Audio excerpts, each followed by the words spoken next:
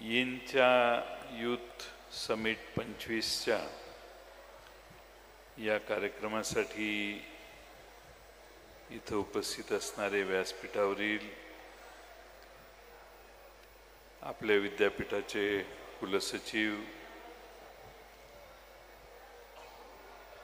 Doctor VN Shinde sir, सकाळचे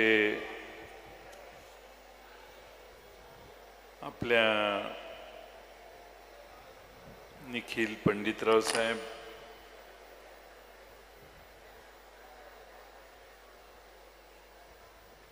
या निमित्ताने या ठिकाणी उपस्थित असणारे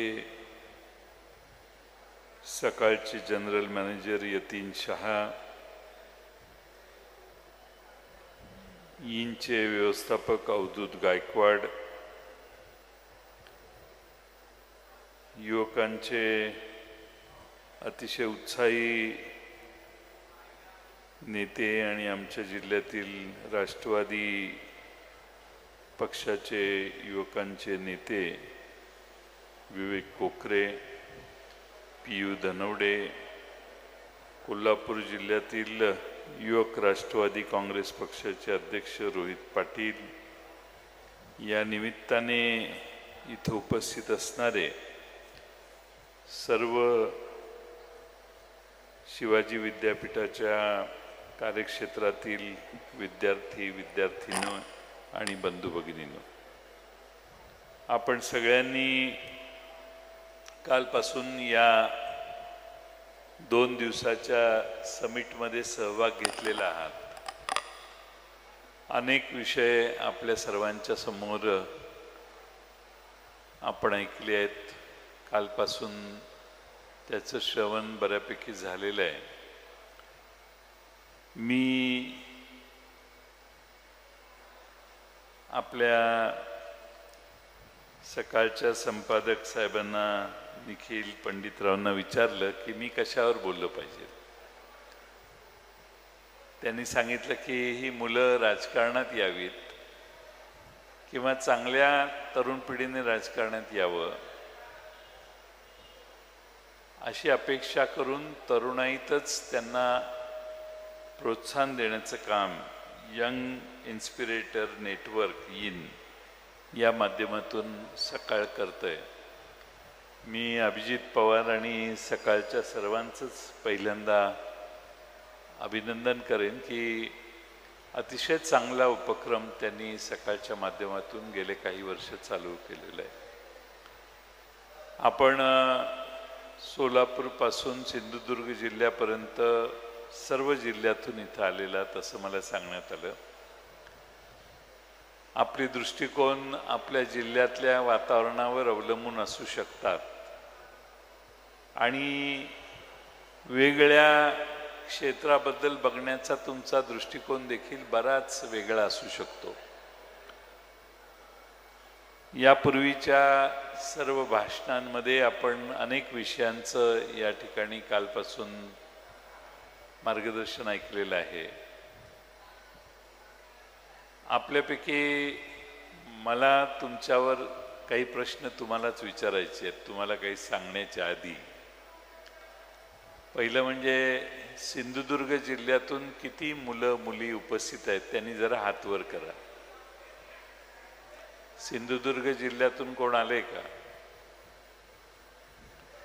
रत्नागिरी जिल्ह्यातून किती मुलं मुली आलेत त्यांनी हात वर करा।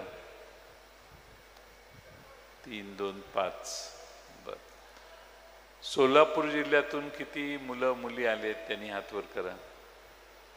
बर। सातारा जिल्ह्यातून किती जण आलेत? बर। सांगली जिल्ह्यातून किती जण आलेत? आणि कोल्हापूर जिल्ह्यातून किती जण आलेत? डबल हात वर झाले का काही? बर। आपल्या सगळ्यांना राजकारणात इच्छा आहे, राजकारणात जायची अशी किती जण आहेत? हात वर करा।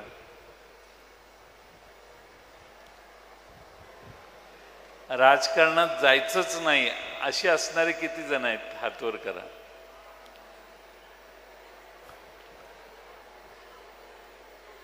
हात खाली करा.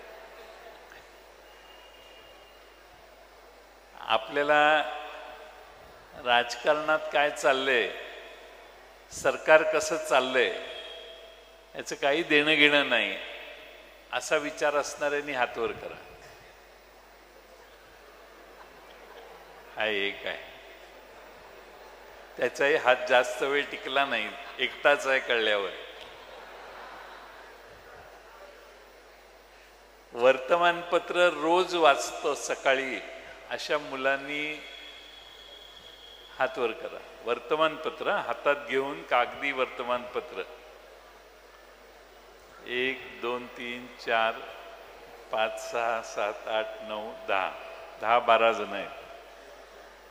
मग बातम्या वाचण्याचं दुसरा प्लॅटफॉर्म हा मोबाईल फोनवर आलेल्या बातम्या, ते वाचणारे किंवा आलेली बातमी वाचणारे, व्हॉट्सअपवर काही बातमी वाचलेले किती जण, त्यांनी हात वर करा. करा खाली. ऑनलाईन पेपर जे असतात, सकाळ ऑनलाईन आहे, पुढारी ऑनलाईन आहे, लोकसत्ता ऑनलाईन आहे, ते बातम्या ज्यांनी त्यांचं ॲप सबस्क्राईब केलेलं आहे, ॲप डाउनलोड केलं आहे आणि त्याच्यात आलेली बातमी वाचतात, असे किती जण आहेत? हात वर करा. ॲप डाउनलोड केलेले असे 1 2 3 4 5 6 7 8 9 10 11 12 13. ठीक आहे. कशावर बोलायचं हे कळण्यासाठी मी हा प्रश्न विचारला. आपल्या सर्वांना आज समारोपाचं भाषण म्हणून मला काही सांगण्याची जबाबदारी देण्यात आलेली आहे. पहिल्यांदा मी सकाळचं आणि विद्यार्थ्यांचं मी मनपूर्वक आभार मानतो की त्यांनी मला इथं आपल्यासमोर येण्याची संधी दिली.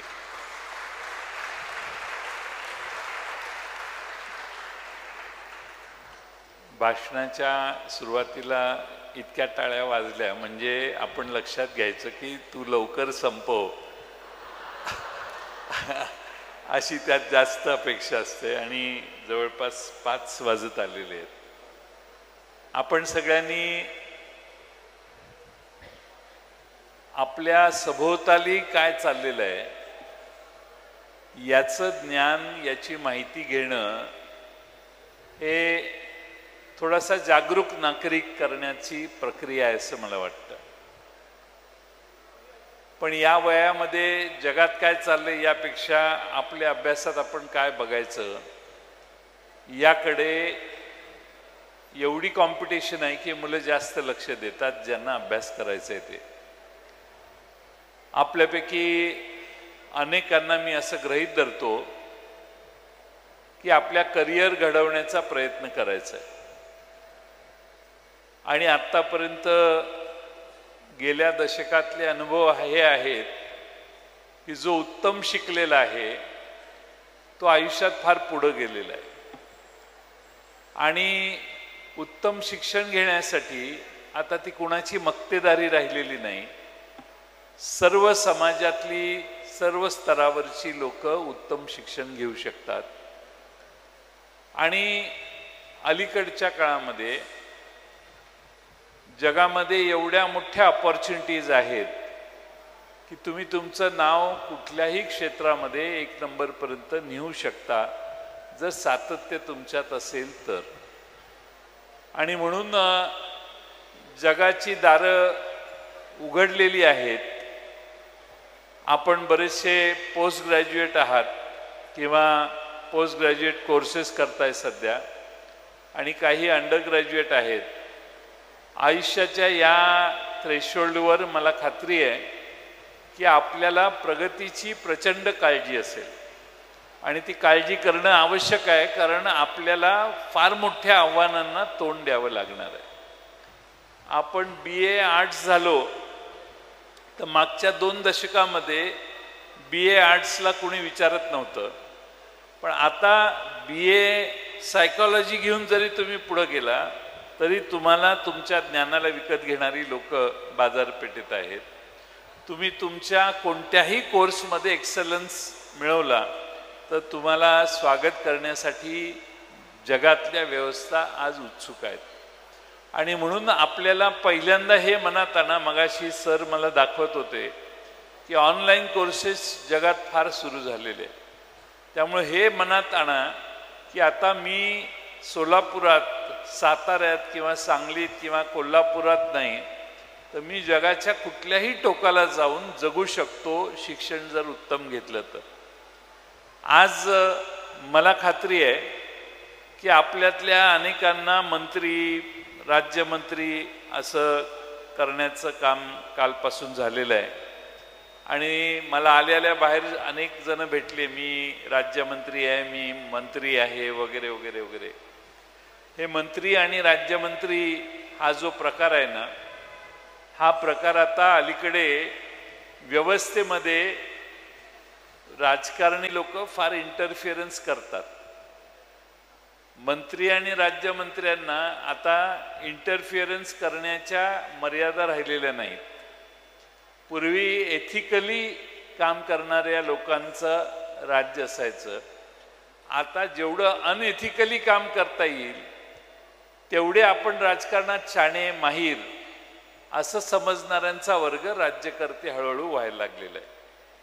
आणि म्हणून आपल्या देशातल्या सिस्टीम ज्या गेल्या 7 दशकामध्ये बसल्या, त्या सिस्टीम ब्रेक करण्याची व्यवस्था आता हळूहळू सुरू झाली आहे एका बाजूने. आता या सिस्टीम चांगल्या का वाईट, या सिस्टीम चांगल्या असतील, त्याच्यात पारदर्शकता अधिक आणली तर आणखीन चांगल्या होतील. पण त्या वाईट होत्या असं म्हणण्याचं धाडस होणार नाही, कारण याच सिस्टीममधून अनेक जण जगाच्या पाठीवर जाऊन काम करत आहेत. आज आपल्यासारख्या नव्या पिढीतल्या प्रत्येकाने आपल्या व्यवस्थेमध्ये काय अडचणी आहेत याचा देखील थोडासा बारकाईनं अभ्यास केला पाहिजे असं मला वाटतं. आणि ज्यावेळी राजाच्या बद्दलच शंका असते, राजाच तिजोरीतलं धन घरी घेऊन जायला लागला असं ज्यावेळी जनतेला लक्षात येतं, त्यावेळी जनताही कामाला लागते. आणि मग शेवटच्या घटकापर्यंत सगळेजण अशाच गोष्टी घरी घेऊन जाण्याचा प्रयत्न करतात. आणि म्हणून व्यवस्थेमध्ये पारदर्शकतेचा आज प्रचंड अभाव आहे. आणि पारदर्शकता जर नसेल तर तुमची प्रगती फार वेगानं होऊ शकणार नाही.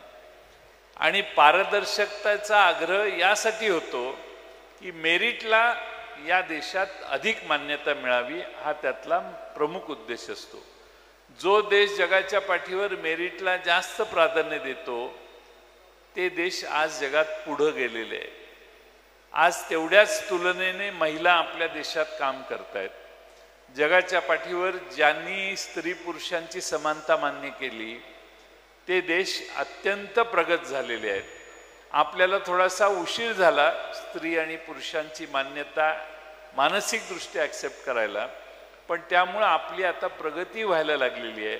पहिल्यांदा महिलांचा म्हणजे जवळपास 50% लोकसंख्या घरात बसवायची व्यवस्था होती आपल्या वर्ण व्यवस्थेमध्ये. आज त्या महिला जवळपास 30-40%, 50% घराच्या बाहेर पडून कष्ट करतायत, ज्ञानाचा अनुभव घेत आहेत आणि पुढे जात आहेत. जसं महिला पुढे यायला लागल्या तसं मुलांना पहिल्यांदाच लक्षात आलं की कॉम्पिटिशन आहे. पहिली कॉम्पिटिशन स्त्री आणि पुरुषांची जर बघितली तर त्यात महिला या पुरुषांच्या पेक्षा बऱ्याच पुढे आहेत.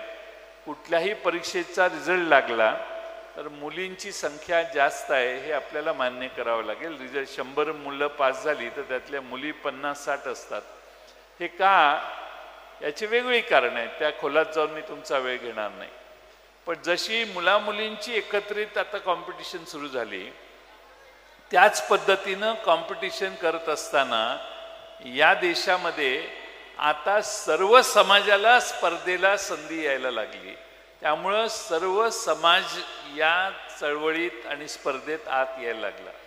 स्पर्धेला जसं वाढ जशी होते तसं जागृती प्रचंड वाढायला लागलेली आहे. आणि जशी लोक जागृत व्हायला लागली तशी व्यवस्थेबद्दल प्रश्न देखील विचारायला लागलेले.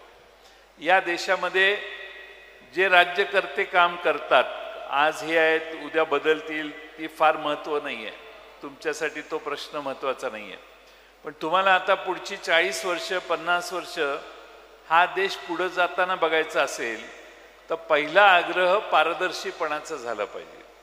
आणि पारदर्शी व्यवस्था जर तुमच्यासाठी उपलब्ध राहिली तर तुम्हाला त्यात तुमची प्रगती दिसू शकते असा मला विश्वास आहे. आज या देशात मगाशी सरांनी छत्रपती शिवाजी महाराजांचा उल्लेख केला.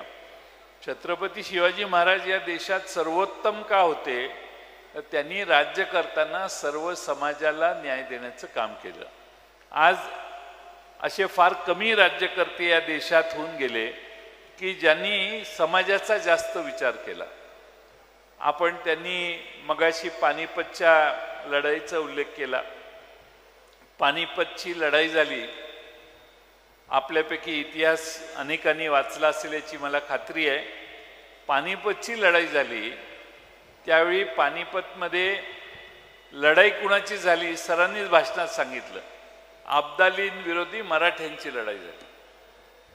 म्हणजे तिकडनं आला तो अब्दाली. अब्दाली कुठल्या अफगाणिस्तानातून आला, म्हणजे अफगाण सैन्य होतं असं 2 मिनिटं आपण गृहीत धरू. आणि इथून लढले ते मराठ्यांचं सैन्य होतं. पण मग अब्दाली विरोधी मराठी का? मग अब्दाली विरोधी सदाशिव भाऊ पाहिजेत ना, बरोबर आहे. अब्दाली विरोधी सदाशिव भाऊंचं सैन्य लढलं, पण पराभव झाला तो मराठ्यांचा झाला. अब्दालीने मराठ्यांचा पराभव केला, अब्दालीने सदाशिव भाऊचा पराभव केला असं नाही. पण ती लढाई जर जिंकली असती तर अब्दालीचा सदाशिव भाऊंनी पराभव केला असा इतिहास लिहिण्याची व्यवस्था झाली असती. त्यामुळे इतिहास वाचायला शिकलं पाहिजे आपण. आणि आता इतिहास डिस्टॉर्ट करून तुमच्या समोर मांडण्याचं काम देखील हळूहळू इनडायरेक्टली चालू झालेलं आहे.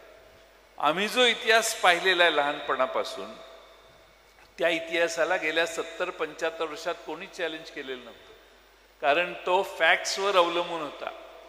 पण आता असे अनेक सो मोठो तयार झालेले इतिहासकार समाजात फिरतात आणि छत्रपती संभाजी महाराजांच्या शौर्याबद्दल, त्यांच्या शूरत्वाबद्दल बोलण्यापेक्षा त्यांचा जो दुर्दैवी अंत झाला त्याच्याबद्दल जास्त माहिती देऊन समाजात वेगळ्या पद्धतीच्या भावना तयार करण्याचा उद्योग काही लोक सहजासहजी करायला लागलेले.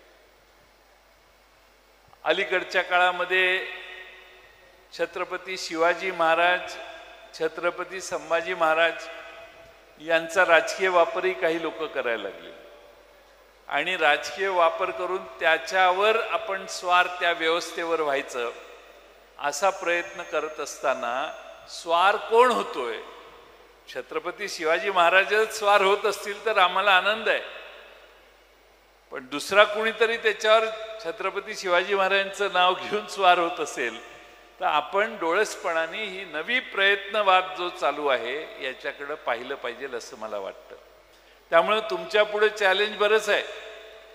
एक म्हणजे पारदर्शकतेचा आग्रह करणे, दुसऱ्या बाजूने ज्यात तुम्ही शिकता त्यात एक्सेल तुम्ही कसे व्हाल हा प्रयत्न करणे, त्याचबरोबर राजकारणातली आमच्यासारखे लोक काय काय उद्योग करतात याच्यावरही वेळ नसला तरी सकाळचं थोडंसं वाचत जावा वर्तमानपत्र, तुम्हाला लक्षात येईल की काय जगात आसपास चाललंय.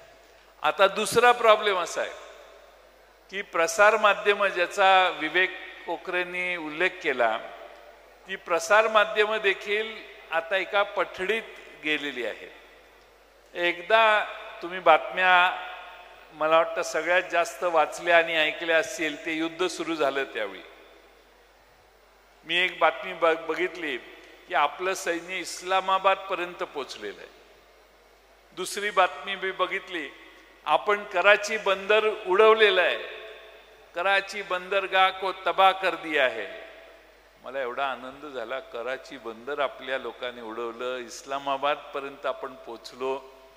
म्हणजे विषयच संपला ना पाकिस्तानचा, जे आपल्याला पाहिजे.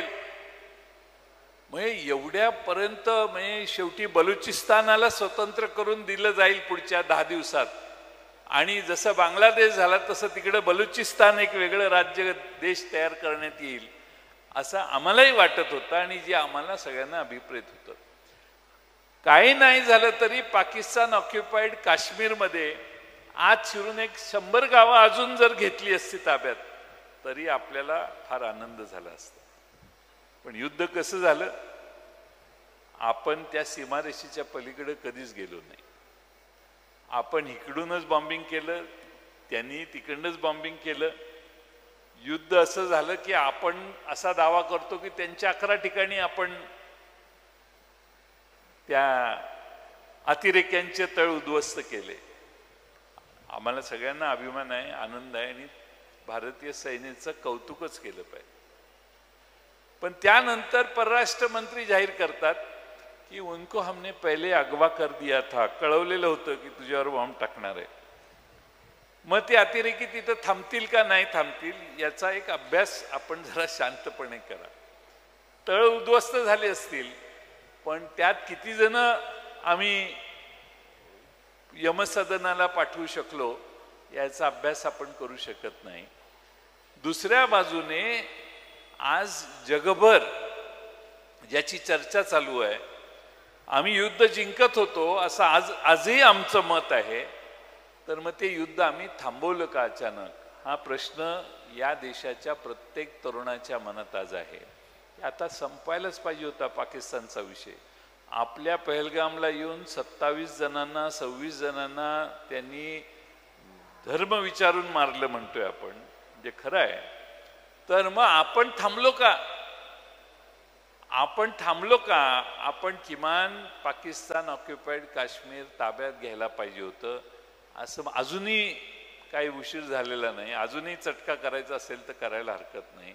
पण आपण थांबलो का याच्याबद्दल उत्तर कोणी दिलं तर अमेरिकेच्या राष्ट्राध्यक्षाने दिलं. आपण काहीच बोलत नाही. अमेरिकेचा राष्ट्राध्यक्ष म्हणतो की या दोघांना व्यापार करायचा की नाही विचारलं, मी दम दिला आणि दोघं गप्प बसले आणि सीज फायर झालं. मी हे तुम्हाला यासाठी निदर्शनाला आणून देतोय, एक तर आपल्या देशात 300 किलोमीटर आत 27 आपल्या टुरिस्टना मारण्यासाठी, आणि मारायचा कार्यक्रम काही मिनिटं चालला. इतका वेळ मारताना त्याला ही खात्री होती की कुठलाही पोलीस, कुठलाही सैन्याचा आर्मीचा माणूस तिथे येणार नाही. एवढं सहज नावं विचारून त्यांना मारण्याचं काम झालं, धर्म विचारून त्यांना मारण्याचं काम झालं. त्यांना मारल्यानंतर 2.5 तास तिथं कोणी फिरकलं नाही, आणि जे आतंकवादी होते ते आजही आपल्याला सापडलेले नाहीत. अशा व्यवस्था ज्यावेळी असतात त्यावेळी त्या भागातला 50 kilometre, 30 kilometre, 100 kilometre area cordon off करून जर आपण घरटी माणसाकडे जाऊन चौकशी केली असती की कोण आहे घरातला, त्याचं आयडेंटिफिकेशन केलं असतं तर कदाचित मिळाली असते. पण असं कुठलंही कोम्बिंग ऑपरेशन झाल्याचं मी तरी ऐकलं नाही. मी ह्या गोष्टी यासाठी निदर्शनाला आणतोय की आपल्याला सुवर्ण संधी या देशाला असताना देखील आपण का थांबलो याचं उत्तर या देशातला नागरिक हळूहळू विचारेल असा मला विश्वास आहे. हे तुमच्या सगळ्यांच्या पुढच्या भवितव्यासाठी मी सांगतोय की तुम्ही तरुण आहात. या देशाला एकमेव प्रश्न भेडसावतोय तो म्हणजे काश्मीर, पाकिस्तान ऑक्युपाईड काश्मीरचा प्रश्न आहे, ज्याच्यासाठी हा आतंकवाद होतो. त्याचं मूळ तिथं आहे, आणि त्याचं उत्तर आणि तो विषय संपवण्याची आलेली संधी आपल्या देशानं का घालवली, हा प्रश्न आपण सगळ्यांनी मनात विचारणं आवश्यक आहे. असो, आज तुम्ही सगळ्यांनी गेले काल आणि आज या 2 दिवसात जे मार्गदर्शन घेतलं त्यातून इथं जे मंत्रिमंडळ म्हणून जे पहिल्या दुसऱ्या रांगेत मंत्रिमंडळातले तुमचे सहकारी बसलेले आहेत, त्यांच्या माहितीसाठी सांगतो की मुख्यमंत्री उपमुख्यमंत्री केलाय का तुम्ही?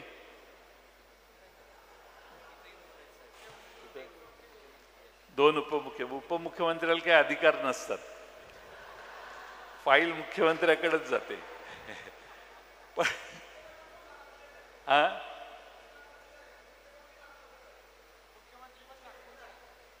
नागपूरचे आहेत, ठीक आहे, काय हरकत नाही, आपला त्याला विरोध नाही.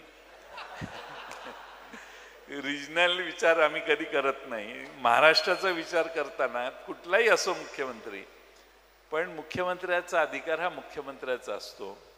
आणि अलीकडच्या काळात फॅशन अशी आहे की मंत्री राज्यमंत्र्यांना अधिकारच देत नाही. राज्यमंत्री मंत्र्याच्या पाया पडतो की मला जरा अधिकार द्या द्या द्या द्या, पण मंत्री काय आपले अधिकार सोडत नाही. तिसरा भाग महत्वाचा म्हणजे कुणी मंत्री फोन करून कुठल्याही पोलिसाची, कुठल्याही तहसीलदाराची, कुठल्याही प्रांताची, तुम्हाला सेवा देण्यासाठी जी माणसं तालुक्यात जिल्ह्यात नेमलेली असतात त्यांची बदली करू शकतो, अशी मानसिकता सगळ्या प्रशासनातल्या अधिकाऱ्यांची असते. आणि बदलीला घाबरणारी व्यवस्था आता सध्या आपल्या देशात तयार झालेली आहे. त्यामुळं बदली होईल, अमक्या आमदाराने दम दिला, आमदार दम देतात म्हणजे काय की तुला गडचिरोलीला पाठवतो असं सांगितल्यावर मग गडचिरोलीला काय, आता गडचिरोलीला परिस्थिती फार चांगली झालेली आहे, घाबरण्याची अधिकाऱ्यांनी गरज नाही, पण दम द्यायची पद्धत आहे ती. त्यामुळं प्रशासनामधला प्रचंड हस्तक्षेप हा प्रशासकीय कार्यक्षमता कमी करणार आहे. आणि तुम्ही तुमच्या आयुष्यामध्ये प्रशासनातला हस्तक्षेप कमी कसा होईल हे बघण्यासाठी तुम्ही सगळ्यांनी आग्रही असणं आवश्यक आहे. काळ बदलत चाललेला आहे, डिजिटल प्लॅटफॉर्मवर सगळ्या सेवा तुमच्या हातात उपलब्ध व्हायला लागलेल्या आहेत. त्यामुळे प्रशासनाचाही कंट्रोल किंवा प्रशासनाला फिजिकली जाऊन भेटण्याची गरज देखील आता पुढच्या 5 वर्षात आणखीन कमी होईल असा मला विश्वास आहे. त्यामुळे तुमचा जास्तीत जास्त वेळ हा ज्ञान मिळवण्यात आणि स्वतःची प्रगती करण्यात जाईल असा विश्वास मी बाळगतो. आज मला इथं आपण बोलवलं त्याबद्दल आपल्या सगळ्यांचं मनपूर्वक आभार मानतो. विवेक कोकरेंसारखा एक अतिशय उत्तम वक्ता हा आम्ही आमच्या जिल्ह्यात युवक राष्ट्रवादीचा अध्यक्ष म्हणून त्यांना आम्हीच जाऊन विनंती केली की तुम्ही आमच्या जिल्ह्याचे अध्यक्ष व्हा. तसं वक्तृत्वाला फार महत्त्व आहे, बोलण्याला एवढं महत्त्व आहे की दुसऱ्या कशालाही नाही. तुमच्याकडे जमीन नसली, काही नसली, प्रॉपर्टी नसली, पण तुमची जीभ जर व्यवस्थित असेल तर तुमची प्रगती 100% आहे. मग ती राजकारणात असेल तर भाषणात असली पाहिजे, किंवा ज्ञान असेल तर ते ज्ञान पुढं मांडण्याची तुमची शक्ती असली पाहिजे. आणि त्यामुळं ज्ञानाला आणि तुमच्या वक्तृत्वाला आज जगाच्या पाठीवर प्रचंड महत्त्व आहे. त्यामुळं बऱ्याच लोकांनी कधीही स्टेजवर जाऊन भाषण केलेलं नसतं. इंटरव्ह्यूला तुम्ही जाल त्यावेळी आपल्याला तर पूर्ण पाहिजे असतो तो जॉब, आणि मग एकदम गरज असते त्यावेळी आपल्याला आपली उत्तरं देताना आपण घाबरतो, आणि मग आपल्या पर्सनॅलिटीची समोरच्या बाजूने जी नोंद घेतली जाते त्यात आपण बऱ्याच वेळेला कमी पडतो. आणि म्हणून माझी अपेक्षा आहे प्रत्येकाने बोलायला शिकलं पाहिजे, प्रत्येकाने वर्तमानपत्र वाचले पाहिजेत, किमान सोशल मीडिया प्लॅटफॉर्मवर जगात काय चाललंय, यूट्यूबवर काय लोक वेगळी मतं मांडतायत हे बघण्याचा प्रयत्न केला पाहिजे आणि अभ्यास केलाच पाहिजे, त्यात काही दुमत नाही. आपल्यातले काही बरेच लोक हे वडील नोकरी करणारे असतील, वडील कष्ट करणाऱ्या वर्गातले असतील. आज तुमच्या घरात काय परिस्थिती आहे, कशीही परिस्थिती असली तरी तुम्हाला जगात पुढे जाण्याची संधी ही फक्त ज्ञानाने, शिक्षणाने आहे. आणि ते शिक्षण उत्तम घेत असताना मला खात्री आहे की तुमची उत्तरोत्तर प्रगती करत असताना कान आणि डोळे उघडे ठेवून जगायचा प्रयत्न करा. समोर येणारा राजकीय पुढारी काय भाषण करतोय समोरचा कोणताही वक्ता काय बोलतोय त्याच्या पलीकडे जाऊन आपल्याला जास्त माहिती मिळवण्याचा प्रयत्न आपण करा. आज जगात अशा इन्स्टिट्यूट्स आहेत, म्हणजे IIT-मध्ये एखादा प्रोफेसर गेला आणि तो भाषणाला उभा राहिला तर तो जो शिकवतो त्याच्या पुढचं वाचून आलेली मुलं वर्गात बसलेली असतात.